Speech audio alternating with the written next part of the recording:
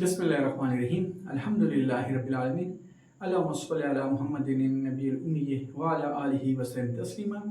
Dear students, आज का हमारा आर्टिकल है फंक्शंस। आम तौर पर फंक्शंस एक वेरिएबल की दूसरे वेरिएबल पर डिपेंडेंस को जाहिर करता है। अगर आपका टीचर आपको कहे कि आपके कोर्स के ग्रेड्स एक फंक्शन हैं आपके एग्जाम परफॉर्मेंस के, तो इसका मतलब ये हुआ कि प्रोफेसर साहब के पास एक ऐसा कानून है, एक ऐसा रूल है जो ट्रांसलेट कर रहा है एग्जाम स्कोर्स को ग्रेड्स के अंदर।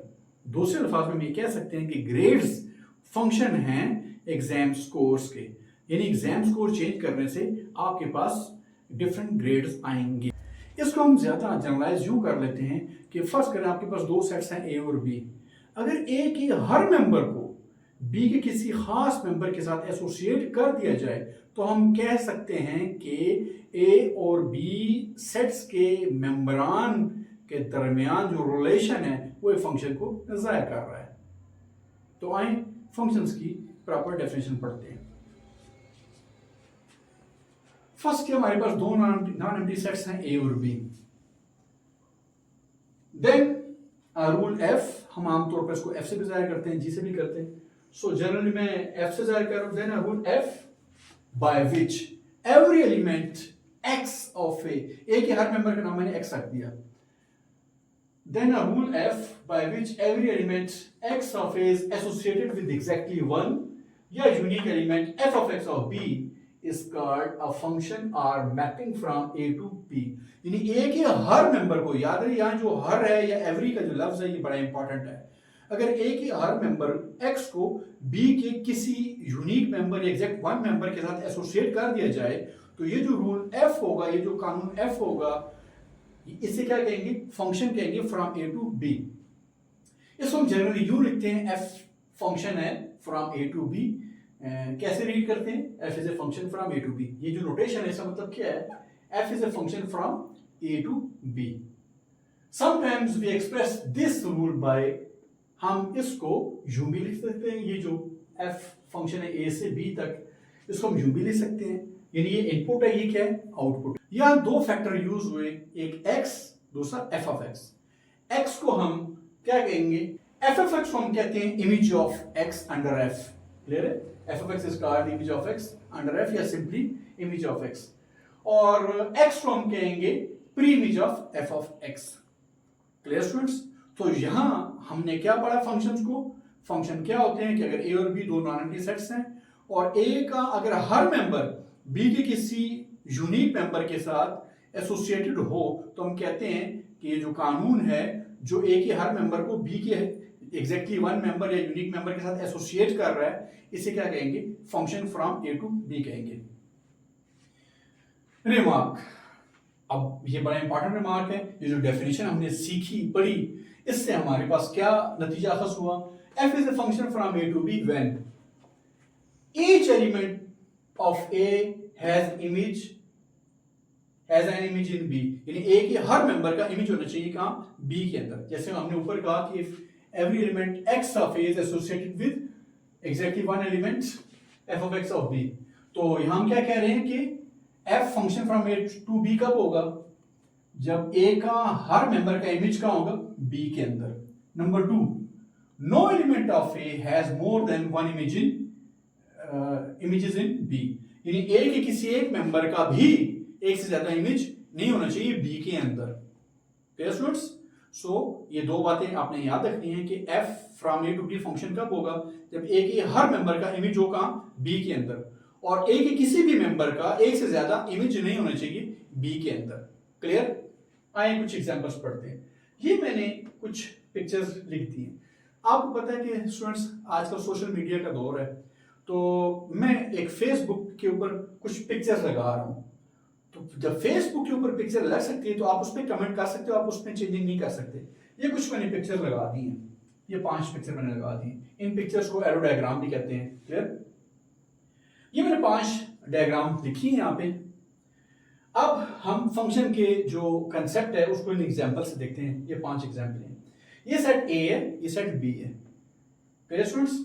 ये सेट ए है, ये बी है। अब आप देख लो ए के मेंबरान क्या है? 1 2 3 4। बी के क्या मेंबरान है? A B C D E. अब आप चेक करें कि क्या ए के हर मेंबर का इमेज है। यस, 1 का इमेज भी है, 2 का इमेज भी है, 3 का इमेज भी है, 4 का इमेज भी है।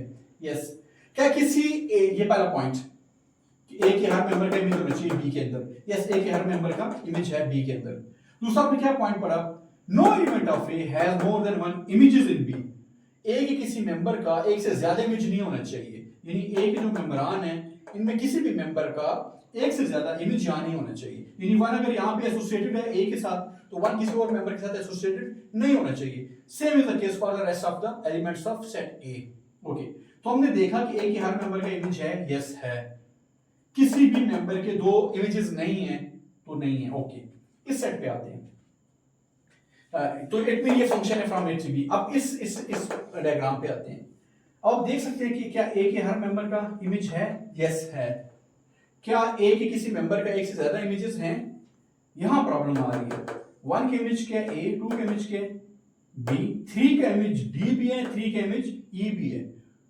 तो 3 के दो इमेजेस हैं, लिहाजा ये फंक्शन नहीं है। इस तरह 4 के इमेज क्या है सी है, तो ये फंक्शन क्यों नहीं है, क्योंकि 3 के एक से ज्यादा इमेजेस मौजूद है बी के अंदर। या आते हैं स्टूडेंट्स, इस डायग्राम पे देखिए क्या कंडीशन थी कि ए के हर मेंबर का इमेज होना चाहिए। 1 का इमेज है, 2 का है, 3 का है, 4 का नहीं है। फंक्शन नहीं है फ्रॉम ए टू बी। इस सेट पे आते हैं स्टूडेंट्स। यहां आप देख सकते हैं कि क्या कंडीशन थी function from A to B कि ए के हर मेंबर का इमेज होना चाहिए। यस, ए के हर मेंबर का इमेज है। क्या किसी एक मेंबर का वहां एक से ज्यादा इमेज है, नहीं। हाँ, एक यहाँ पॉइंट है कि 1 का इमेज भी ए है, 2 का इमेज भी ए है, 3 का इमेज भी ए है और 4 का इमेज क्या डी है। अब इन तीनों का इमेज ए है, लेकिन ऐसा नहीं है कि 1 के दो इमेजेस हों। 1 के एक ही इमेज है, वो ए है। 2 का एक ही इमेज है ए, 3 का एक ही इमेज है ए, 4 के एक इमेज क्या है डी। इसका मतलब ए के हर मेंबर का इमेज है और यूनिक है, तो ये फंक्शन है। इस डायग्राम पे आते हैं। 1 के इमेज क्या है ए है, 2 के इमेज क्या है 1 के इमेज सॉरी बी है, 2 के इमेज है ए और 2 का इमेज सी है। अब इस मेंबर का जो सेट ए का जो मेंबर 2 है इसके दो इमेजेस हैं, तो ये यूनिक इमेज नहीं है, इसका लिहाजा ये फंक्शन नहीं बनेगा। इसका 3 का इमेज भी नहीं है और 4 का इमेज क्या डी है। तो यहाँ डेफिनेशन को दो पॉइंट वायलेट कर रही हैं। पहला पॉइंट क्या है कि ए के जो मेंबर 2 है उसके दो इमेजेस हैं, दूसरा क्या है 3 का इमेज है ही नहीं। तो ये दोनों पॉइंट जो है वायलेट हो रहे हैं, सो ये फंक्शन नहीं है। डियर स्टूडेंट्स, अब मैं आपको डेली लाइफ में एक एग्जांपल से फंक्शन के कंसेप्ट को समझाता हूँ। आपको ये पता है कि इस्लाम मर्द को एट अ टाइम 4 शादियों की इजाज़त देता है और औरत को एट अ टाइम सिर्फ और सिर्फ एक शादी की इजाज़त देता है। अगर मैं मैथमेटिक्स के फंक्शन के कंसेप्ट को इस एग्जांपल से लिंक करूँ कि सेट ए को फीमेल्स का सेट कहूँ, सेट बी को मेल का सेट कहूँ, सेट ऑफ मेल्स कहूँ, और मैं ये एक सेंटेंस ऐड कर दूँ कि हर लड़की की शादी होनी चाहिए, एट अ टाइम एक लड़की की एक ही शादी होनी चाहिए, ये आपको इंडिकेट करेगी फंक्शन के कंसेप्ट को आसानी से समझाने में आपको हेल्पफुल होगी। रिकॉल फंक्शन हमने पढ़ा था F is a function from A to B जब दो बातें हो जाएं। ए के हर मेंबर का इमेज होना चाहिए। तो मैं क्या कह रहा हूँ कि फॉर एग्जांपल सेट ए जो है वो फीमेल्स का सेट है, तो मैं ये कहूँ कि हर लड़की की शादी होनी चाहिए। तो यहाँ क्या लिखा, every element of A has image in B, A के हर मेंबर का बी के अंदर इमेज होना चाहिए, यानी हर लड़की का जो सेट ऑफ मेल के अंदर कहीं ना कहीं उसकी शादी होनी चाहिए। Number 2, no element of A has more than one images in B, किसी भी लड़की की एक से ज्यादा शादियां एट अ टाइम नहीं होनी चाहिए। क्लियर? तो ये जो शादी वाला कंसेप्ट है ये आपको फंक्शन वाले कंसेप्ट को समझाने में हेल्पफुल होगी। तो ये जो शादी वाली एग्जांपल है ये आपको मैथ्स का जो फंक्शन है वो उसको समझने में हेल्पफुल होगी। सो यहाँ देखते हैं, ये आपके पास सेट ऑफ फीमेल्स है, ये सेट ऑफ मेल्स है। तो यहाँ देखिए इस फीमेल की शादी कहाँ हुई, सी में। क्या हर लड़की की शादी हुई है? यस, हर लड़की की शादी हुई है। क्या किसी एक लड़की ने एट अ टाइम दो शादियाँ की हैं? नहीं की। लिहाजा ये जो शादी वाली एग्जांपल है ये फंक्शन को इंडिकेट कर रही है। इस एग्जांपल पे आते हैं। तो हमारा क्लेम क्या है, हर बच्ची की शादी होनी चाहिए। ये सेट ऑफ फीमेल्स है, ये सेट ऑफ मेल है। तो देखिए क्या हर बच्ची की शादी हुई है? नहीं। 4 की कहीं शादी नहीं हुई, ये इस बच्ची की शादी ए से हुई, इसकी हुई बी के साथ, इसकी हुई ई के साथ, इसकी शादी नहीं हुई। तो जो हमने कहा था कि हर बच्ची की शादी होनी चाहिए, इस डायग्राम के हिसाब से ये फंक्शन को इंडिकेट नहीं कर रहा, ये फंक्शन नहीं बन रहा। नेक्स्ट एग्जांपल पे आते हैं, इसमें है ये सारा फीमेल है, ये मेल है। क्या हर बच्ची की शादी होनी चाहिए? यस, 1 की भी हुई, 2 लड़की है उसकी भी हुई, लड़की जिसका नाम 3 है उसकी भी हुई, 4 की भी हुई। क्लियर है? क्या किसी बच्ची ने एट अ टाइम एक से ज़्यादा शादियाँ की हैं? नहीं। अलबत्ता इस एग्जाम्पल की एक खासियत है कि इन 4 बच्चियों का एक ही हस्बैंड है, जो हमें इस्लाम इजाज़त देता है कि मर्द एट अ टाइम 4 शादियाँ कर सकता है, but female at a time एक से ज़्यादा शादियाँ नहीं कर सकती। तो इन चारों का जो खामंद है वो ए है। क्लियर? ओके, ये मेल बच्चे खैर है, लेकिन फीमेल नहीं बचनी चाहिए, हर बच्चे की शादी होनी चाहिए। इस एग्जाम्पल पे आते हैं, यहाँ देखिए क्या प्रॉब्लम हो रही है। क्या हर बच्चे की शादी हुई है? बज़ाहिर तो लग रहा है हर बच्चे की शादी हुई है, यस हर बच्चे की शादी हुई है।